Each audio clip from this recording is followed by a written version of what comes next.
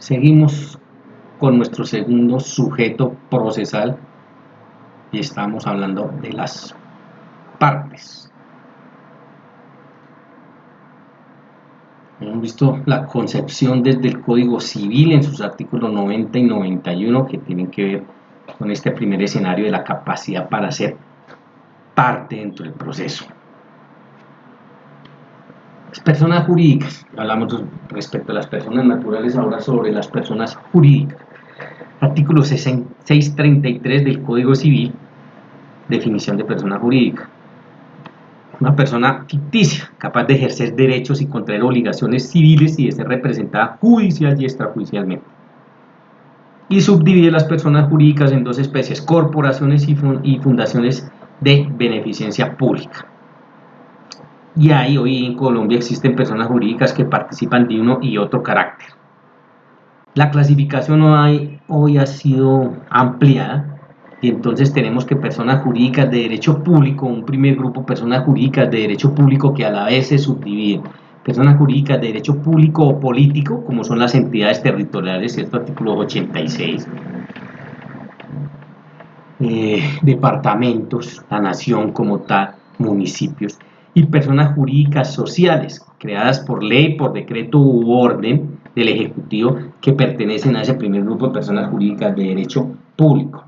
También tenemos las personas jurídicas de derecho privado, las cuales también se subdividen, ¿no?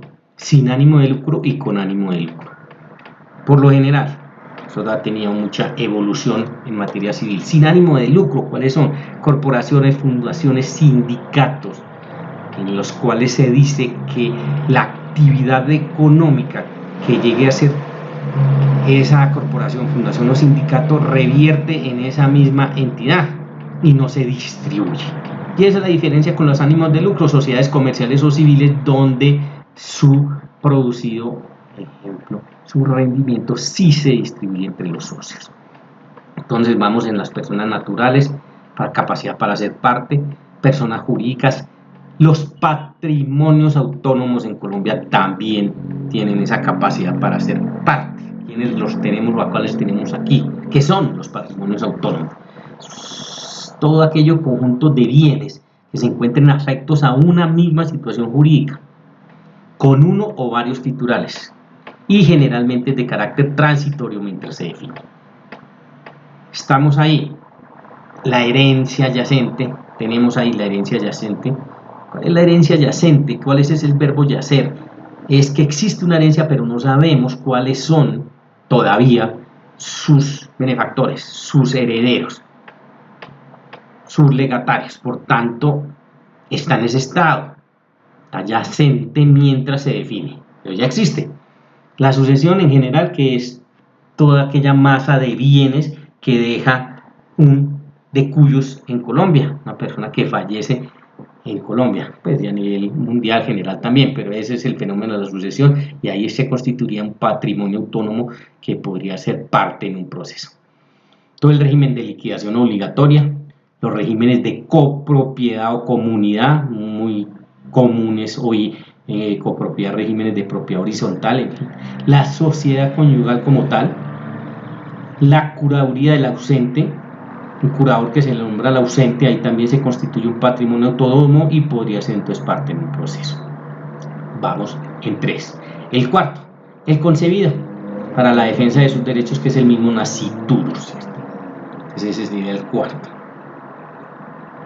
¿Quién tiene la capacidad para comparecer? Entonces ya vemos la capacidad para ser parte: personas naturales, personas jurídicas, los patrimonios autónomos y el concebido nasciturus. Bueno, y ahí otro encuentran ustedes en el artículo, que aquellos otros casos especiales que lo determine así la ley. Esa es la capacidad para ser parte. Ahora la capacidad para comparecer. Es la llamada la legitimación ad proceso. Respecto de las personas naturales, tenemos que ubicarnos en que sean capaces o incapaces. Y el fenómeno de los capaces es el único evento en el cual, en algunas circunstancias y en algunos procesos, se confunden las dos capacidades, tanto la de ser parte como para comparecer.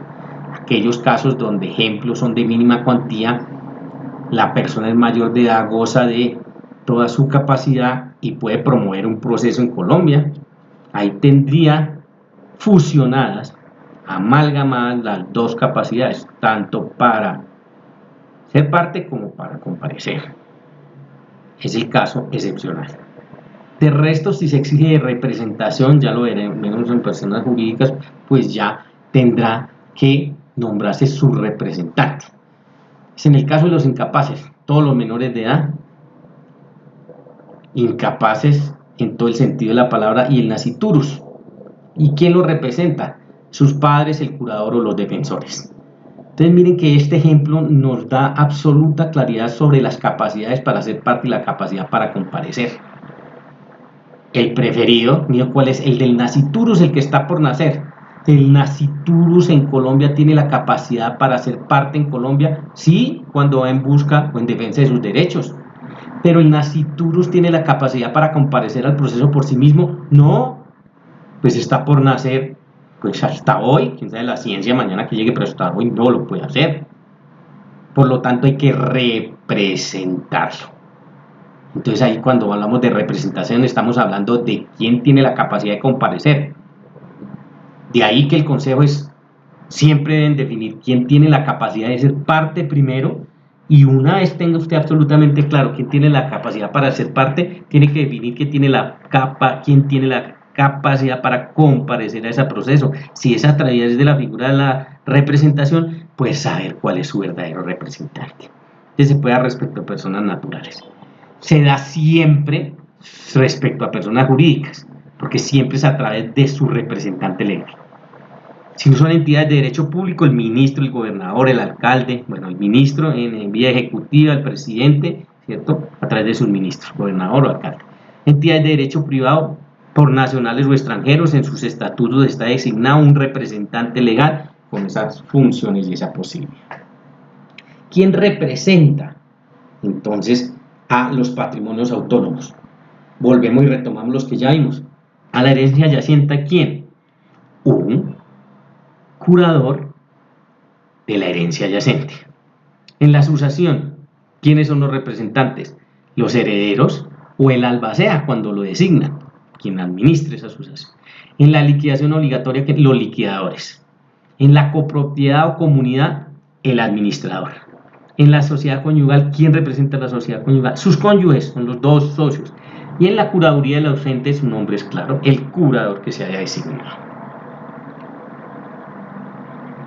Según el artículo 54 del Código General del Proceso se define, dice, tiene capacidad para comparecer por sí al proceso. Entonces ahí vemos por sí al proceso, se confunden las dos capacidades, ¿cierto? ¿Quiénes? Las personas que puedan disponer de sus derechos, ya dijimos quiénes y en qué eventos. Es la excepción.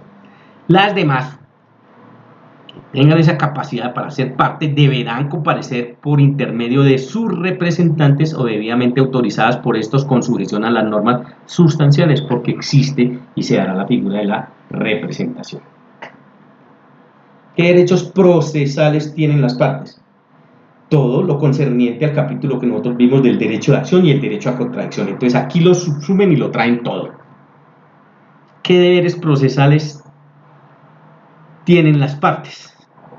Acatar todos los mandatos legales, claro, y su inobservancia les acarrea sanciones económicas y o penales. Además de la primera de los mandatos legales, porque también le trae, siendo parte y teniendo la calidad de parte, pues consecuencias judiciales. También sanciones económicas y o penales si llegan hasta ese ámbito. Deberes de las partes: actuar con lealtad y buena fe, principios de lealtad y buena fe, obrar sin temeridad, o sea, obrar sin mala fe, alegar hechos contrarios a la realidad, entorpecer el proceso. Bueno, es deber abstenerse de usar expresiones injuriosas en los escritos, en las audiencias, guardar el debido respeto a los otros sujetos procesales y abstenerse de hacer anotaciones marginales interlineados en los expedientes cuando la actuación es por escrito. Por eso se solicitan copias. Usted en su copia puede hacer lo que a usted le parezca porque ya es suya, el original se ha mantenido en en el expediente, pero el expediente usted no puede llegar con un resaltador, no puede llegar con un esfero, una regla, resaltar, no, eso atentaría contra el deber de parte y además es sancionable. ¿Qué obligaciones por el hecho de que usted tenga la condición de ser parte trae en Colombia? Las costas, que es la cantidad que la parte vencida debe pagar a la vencedora por concepto de los gastos útiles o necesarios dentro del proceso. Por eso generalmente, y lo verán, se dice, ¿quién paga las costas en Colombia? ¿Quién pierde?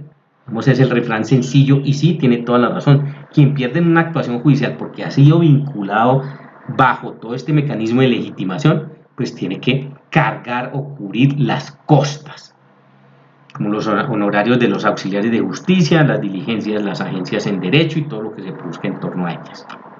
Esas costas las impone el juez de oficio en la sentencia o en el auto respectivo. Si es un auto, exponen los incidentes, apelaciones, desistimiento, nulidad, en general en todas las crisis del proceso también llevan costas. Y estarán exonerados las entidades de derecho público. Entidades de derecho público porque obviamente esas entidades de derecho público que tienen esa característica pues son retribuidas por todos nosotros y mal harían entonces en condenárseles en costas. Y aquí pues esta sección de las partes en el proceso.